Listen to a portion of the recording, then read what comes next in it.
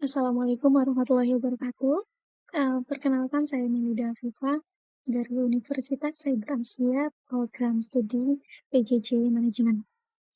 Pada kesempatan kali ini saya akan mempresentasikan mengenai sikap masyarakat, perusahaan asuransi, dan pemerintah atau OJK terhadap kasus gagal bayar asuransi di Indonesia dengan mengambil studi kasus Jiwasraya dan Wana Arta. Topik ini berkaitan dengan mata kuliah saya, Pasar dan Lembaga Keuangan. Karena asuransi merupakan salah satu lembaga keuangan non-bank yang memiliki fungsi penting dalam memberikan perlindungan terhadap risiko masyarakat. Dalam presentasi ini saya akan membahas permasalahan yang terjadi serta bagaimana seharusnya masyarakat, perusahaan asuransi, dan pemerintah berperan untuk menciptakan industri asuransi yang lebih sehat. Kita mulai dari latar belakang. Kasus gagal bayar pada industri asuransi Indonesia memiliki perhatian besar, salah satunya melalui kasus Jiwasraya yang kemudian diikuti oleh permasalahan pada beberapa perusahaan lain, seperti Wana Arta dan Kresna. Pada timeline di sebelah kiri dapat dilihat bahwa permasalahan tersebut berlangsung dalam beberapa tahun. Kasus Jiwasraya mulai mencuat pada 2018.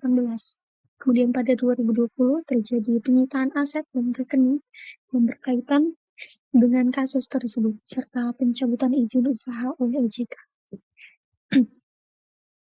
Lalu permasalahan kemudian berlanjut pada tahun 2021, ditandai dengan persoalan gagal bayar dan meningkatnya keresahan publik. Selanjutnya pada 2023 terdapat penguatan regulasi melalui Undang-Undang PPSK dan pengawasan sektor keuangan yang diperketat. Ke depan, terdapat lembaga rencana penguatan perlindungan melalui Lembaga Penjamin Polis atau LPP pada 2027. Mengapa kondisi ini penting? Karena kasus gagal bayar tidak hanya menimbulkan kerugian bagi pemegang polis, tapi juga dapat menurunkan kepercayaan masyarakat dan menunjukkan pentingnya penguatan tata kelola, regulasi, serta pengawasan industri asuransi.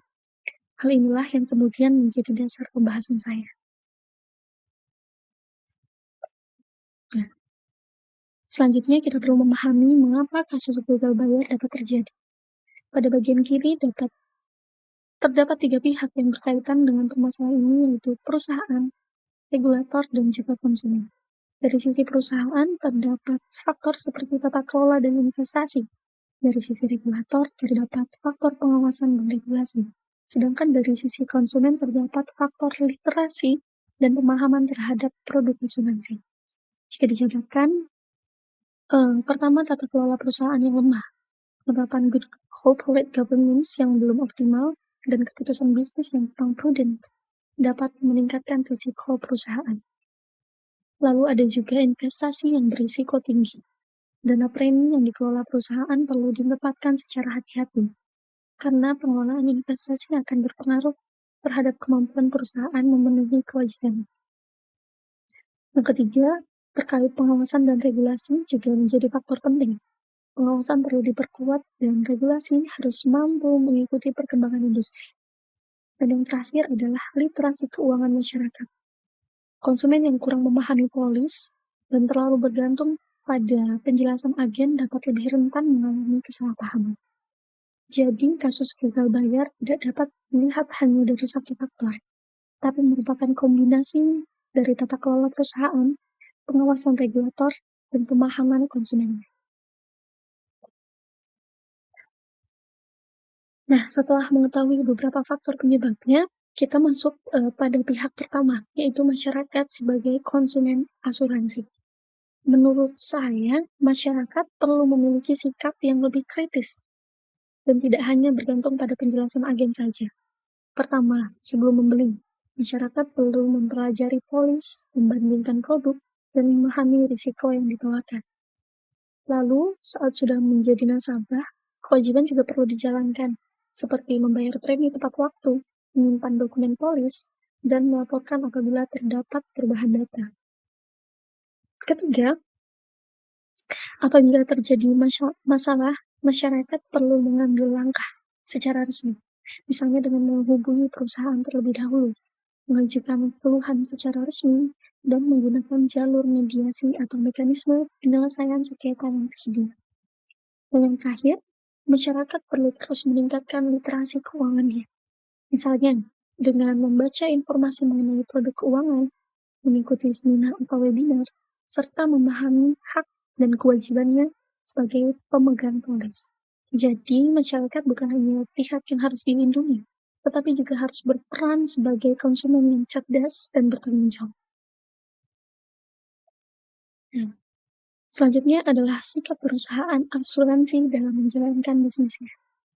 Perusahaan asuransi ini memiliki tanggung jawab besar karena dana yang dikelola berasal dari masyarakat, dan perusahaan juga memiliki kewajiban untuk memberikan perlindungan sesuai dengan perjanjian polisi. Ada 5 hal utama yang menurut saya perlu menjadi perhatian di sini. Yang pertama terkait Good Corporate Governance atau GCG. Perusahaan harus menjalankan bisnis secara transparan dan akuntabel, serta mencegah adanya konflik kepentingan. Yang kedua, investasi yang aman dan prudent. Dana premi harus ditempatkan pada instrumen yang sesuai dengan ketentuan dan memperhatikan risiko, bukan hanya mengejar keuntungan yang tinggi saja. Kalau sulit. Ketiga, transparansi. Perusahaan harus memberikan informasi mengenai produk secara jelas sehingga nasabah benar-benar memahami polisi yang dibeli. Yang keempat, solvabilitas, yaitu perusahaan harus menjaga kondisi keuangannya agar memiliki kemampuan untuk memenuhi kewajiban kepada pemegang polis, termasuk ketika terjadi klaim. Dan yang terakhir, perlindungan nasabah, yaitu menyelesaikan klaim secara adil serta memberikan layanan yang responsif. Jadi, perusahaan asuransi seharusnya tidak hanya mengejar pertumbuhan bisnis, tapi juga menjaga kesehatan perusahaan dan kepercayaan pemegang polis. Selanjutnya kita masuk ke pihak ketiga, yaitu pemerintah melalui Otoritas Jasa Keuangan, OJK. OJK ini memiliki peran penting dalam menciptakan industri asuransi yang sehat. Pertama, OJK berperan dalam mengatur industri asuransi, yaitu menyusun dan menetapkan regulasi yang menjadi dasar penyelenggaraan usaha perasuransian. Kedua, OJK melakukan pengawasan terhadap perusahaan asuransi, termasuk memantau kesehatan keuangan dan kepatuhan perusahaan terhadap peraturan. Yang ketiga, OJK juga memiliki peran dalam melindungi konsumen, termasuk menyediakan mekanisme pengaduan dan memastikan kepentingan pemegang polis mendapatkan perhatian. Keempat, apabila terdapat pelanggaran, OJK dapat melakukan penindakan sesuai kewenangannya, termasuk memberikan sanksi hingga pencabutan izin usaha. Selain itu, terdapat perkembangan penting mengenai program penjamin polis atau LPP. Berdasarkan informasi yang saya gunakan dari CNBC Indonesia, program ini direncanakan mulai berlaku pada 2027. Dalam skemanya ini, perusahaan asuransi yang bermasalah nantinya tidak langsung diarahkan pada likuidasi. LPS akan melakukan proses resolusi terlebih dahulu, misalnya melalui pencairan investor baru atau pengalihan portofolio polis. Jika upaya tersebut tidak berhasil, barulah proses likuidasi dilakukan. Tujuan dari perubahan ini adalah untuk memperkuat perlindungan pemegang polis serta mengurangi risiko kerugian nasabah, dan juga menjaga stabilitas industri asuransi.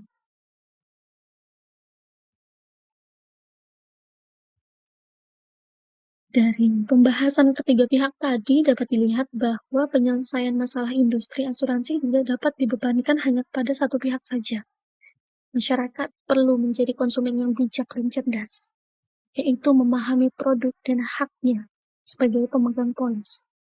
Selanjutnya, perusahaan harus memiliki tata kelola yang baik serta menjalankan bisnis secara sehat dan bertanggung jawab.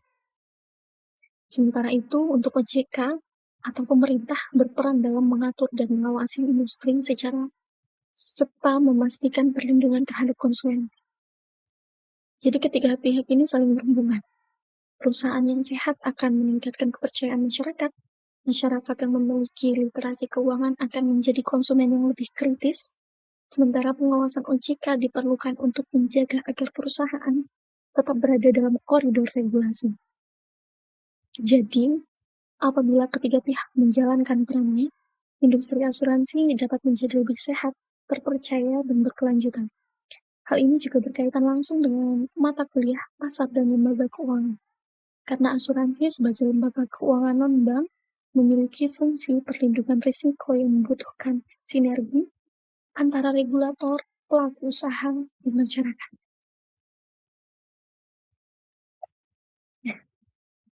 Sebagai kesimpulan, kasus Jiwasraya dan Wana Atma memberikan pelajaran bahwa kepercayaan masyarakat terhadap industri asuransi tidak dapat dibangun oleh satu pihak saja. Masyarakat harus meningkatkan literasi keuangan lagi-lagi dan menjadi konsumen yang kritis dalam memahami produk serta polisi yang dipilih. Perusahaan asuransi harus menjalankan bisnis secara bertanggung jawab, transparan, menerapkan good corporate governance, serta mampu memenuhi kewajibannya kepada pemegang polis.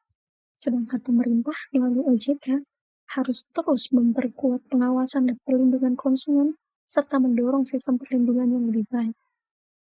Jadi, kolaborasi antara tiga pihak tersebut menjadi kunci untuk menciptakan industri asuransi yang sehat, yang stabil, dan berkelanjutan. Dengan demikian, kasus yang telah terjadi dapat menjadi pembelajaran untuk memperbaiki sistem dan membangun kembali kepercayaan masyarakat terhadap industri asuransi. Demikian presentasi yang dapat saya sampaikan. Terima kasih atas perhatian Bapak dan Ibu. Kurang lebihnya saya mohon maaf. Assalamualaikum warahmatullahi wabarakatuh.